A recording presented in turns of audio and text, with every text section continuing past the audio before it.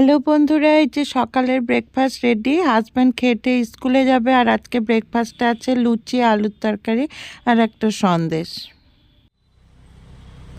আর এই যে আমার পুজো দেওয়া কমপ্লিট হলো, জাস্ট নাও পুজো দিয়ে উঠলাম। আর সব ঠাকুরকে গরম জামা কাপড় পরিয়ে দিয়েছি, কারণ যে হারে ঠান্ডা পড়েছে ঠাকুরেরও ঠান্ডা লাগে।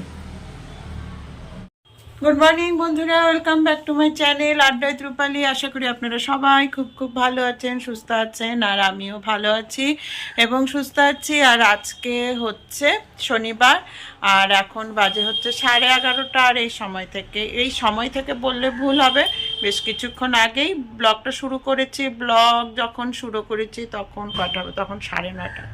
তখন থেকে ব্লগটা শুরু করে দিয়েছি, মানে সামনে আসলাম এই এখন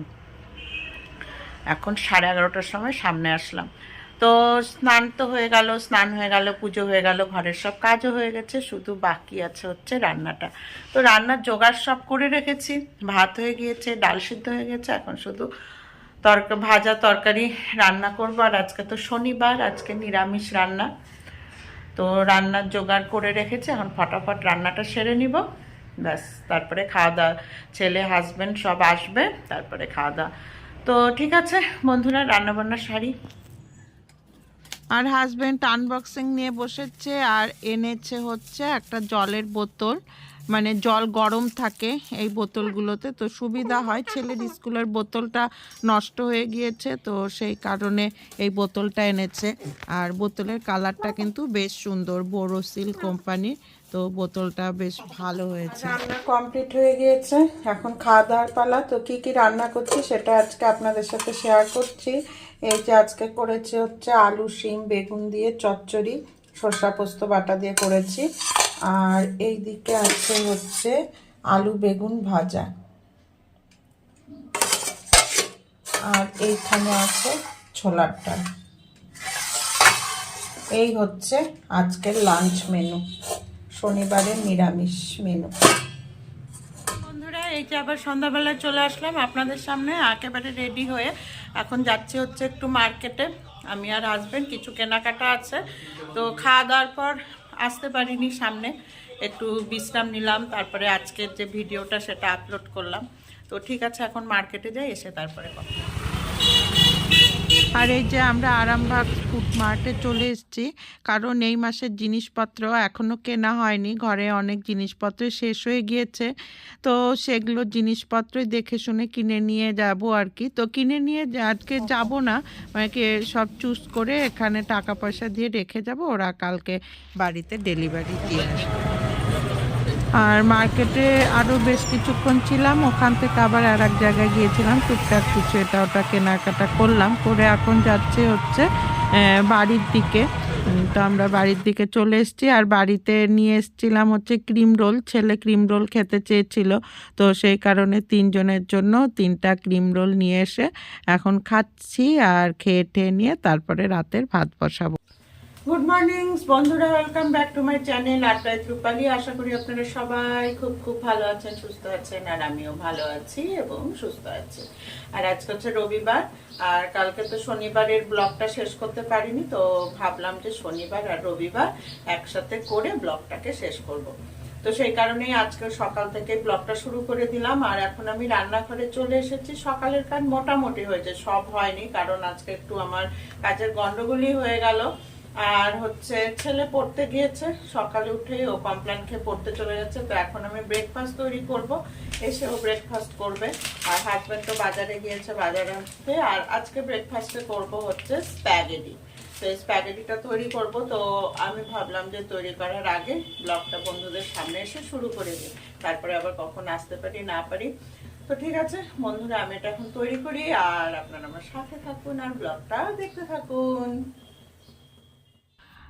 আর এই যে স্প্যাগেটি তৈরি করার জন্য কড়াইতে জল দিয়ে দিয়েছি, জলটা ফুটে উঠেছে, আর জলে একটু তেলও দিয়ে দিয়েছি, তার মধ্যে আমি স্প্যাগেটিগুলো দিয়ে দিচ্ছি। তো আমার জায়গাটা একটু ছোট হয়ে গিয়েছে, কিন্তু তবুও হয়ে গিয়েছে, অসুবিধা হয়নি। তো আমি স্প্যাগেটিগুলো সিদ্ধ করে জলে ভিজিয়ে রেখেছি। তো এই ফাঁকে আমি সবজিগুলো ভেজে নিচ্ছি। আমি সমস্ত প্রকার ভেজিটেবল দিয়ে স্প্যাগেটিটা তৈরি করব। পেঁয়াজ আছে, তারপরে কাঁচা লঙ্কা এগুলো তো আছে, এর সাথে ফুলকপি, ব্রোকলি, বিনস, ক্যাপসিকাম যা যা আমার ঘরে সবজি ছিল, গাজর, এই সমস্ত কিছু দিয়েই এই স্প্যাগেটিটা তৈরি করব। তো আমার স্প্যাগেটি খেতে খুবই ভালো লাগে, তো সেই কারণে আজকে ভাবলাম যে সকালে এটাই আজকে ব্রেকফাস্ট করি। আর ছেলে তো এইসব খেতে ভালোবাসে, কোনো অসুবিধাই হয় না। আর আমার হাজবেন্ডের তো কোনো অসুবিধাই নেই, যা দেয়া হবে তাই খাবে।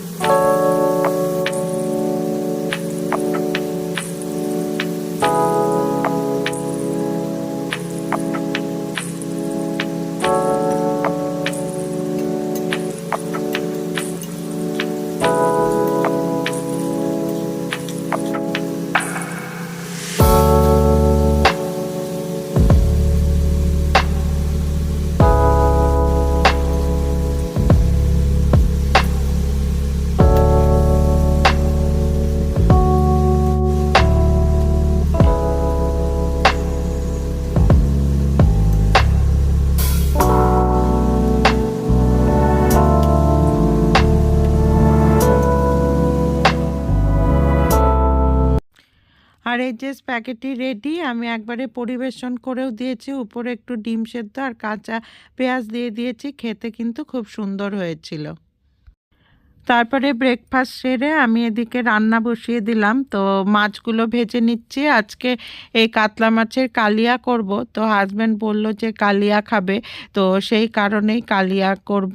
তো সেই জন্য মাছগুলো ভেজে নিচ্ছি। মাছগুলো আগেই আমি লবণ হলুদ মাখিয়ে ম্যারিনেট করে রেখেছিলাম। তো আমার কালিয়ার জোগাড়ও আর কি হয়ে গিয়েছে, তো এখন ফটাফট রান্নাটা সেরে নিব। তো মাছগুলো ভাজা হচ্ছে, আর এই যে এদিকে জিনিসপত্রগুলো চলে এসছে। কালকে যেগুলো চুজ করে এসেছিলাম, অর্ডার দিয়ে এসেছিলাম, তো সমস্ত জিনিসপত্র চলে আসছে। আর এদিকে মাছগুলো ভেজে আমি মশলাটাও কষিয়ে নিলাম। পেঁয়াজ আদা বাটা আছে, তারপরে এই যে এর মধ্যে আমি কাজু কিশমিশ দই সমস্ত কিছু একবারে ফেটিয়ে দিয়েছি আর কি, বেটে নিয়ে ফেটিয়ে দিয়েছি। দিয়ে এই যে মশলাটা সব কিছু দিয়ে কষিয়ে নিচ্ছি। তো আমার কষানো হয়ে গিয়েছে। তো এই কষানোর সময় মানে কষানো যখন প্রায় আধা হয়ে গিয়েছিলো, তখন আলুগুলোও দিয়ে দিয়েছিলাম, একবারে সব কষিয়ে নিয়ে তারপরে এই যে এখন ঝোলও দিয়ে দিয়েছি।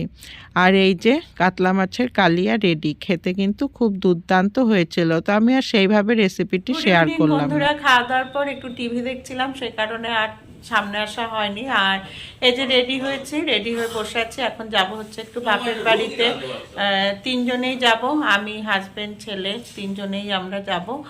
তো ছেলে রেডি হচ্ছে, কারণ ছেলের তো রবিবার ছাড়া অন্যদিন ছুটি নেই। তো অনেকদিন থেকেই ভাবছি যাবো যাওয়া হচ্ছে না, তো আজকে বের হবো। তো ঠিক আছে বন্ধুরা, আমরা ঘুরে আসি, তারপরে আবার কথা হবে।